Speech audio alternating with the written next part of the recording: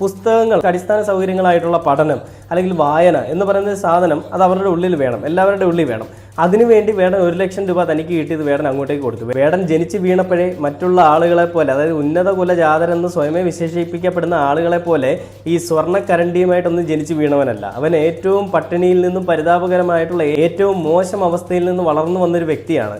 അങ്ങനെയുള്ളൊരു വ്യക്തി അവന് കിട്ടുന്ന സമ്മാനങ്ങൾ അല്ലെങ്കിൽ അവന് കിട്ടിയ ഒരു പാരിതോഷികം എന്ന് പറയുന്നത് അത് മറ്റൊരു നല്ല കാര്യത്തിന് വേണ്ടിയിട്ട് അവൻ കൊടുക്കുമ്പോൾ അത് വലിയ കാര്യം തന്നെയാണ്. കുറേ കാശുള്ളവൻ എന്തെങ്കിലും ചെയ്യുന്നതിൽ നിന്നല്ല. 1 കോടി രൂപ ഒരു ദിവസം വാല്യൂ അല്ലെങ്കിൽ ഒരു പ്രോഫിറ്റ് കിട്ടുന്നൊരു വ്യക്തി 1 ലക്ഷം രൂപ ഒരാൾക്ക് കൊടുക്കുന്നതോ 10 ലക്ഷം രൂപ ഒരാൾക്ക് കൊടുക്കുന്നതോ പോലെയല്ല വേടൻ എന്ന് പറയുന്ന വ്യക്തി കൊടുക്കുമ്പോൾ. അയാൾ ഇനി ഒരു 100 രൂപ കൊടുത്താലോ അല്ലെങ്കിൽ 1000 രൂപ കൊടുത്താലോ അതിന് അതിൻ്റെതായിട്ടുള്ള വാല്യൂ ഉണ്ട്. കാരണം താഴേക്കിടയിൽ നിന്ന് ഉയർന്നു വന്ന് തൻ്റേതായിട്ടുള്ള വ്യക്തിമുദ്ര പതിപ്പിക്കാനായിട്ടും ഒരു സാമ്രാജ്യം പടുത്തുയർത്താനായിട്ടും വേടൻ എന്ന് പറയുന്ന പേരിനെ ഒരു ബ്രാൻഡാക്കി മാറ്റാനായിട്ടും ശ്രമിച്ചൊരു വ്യക്തിയാണ് വേടൻ.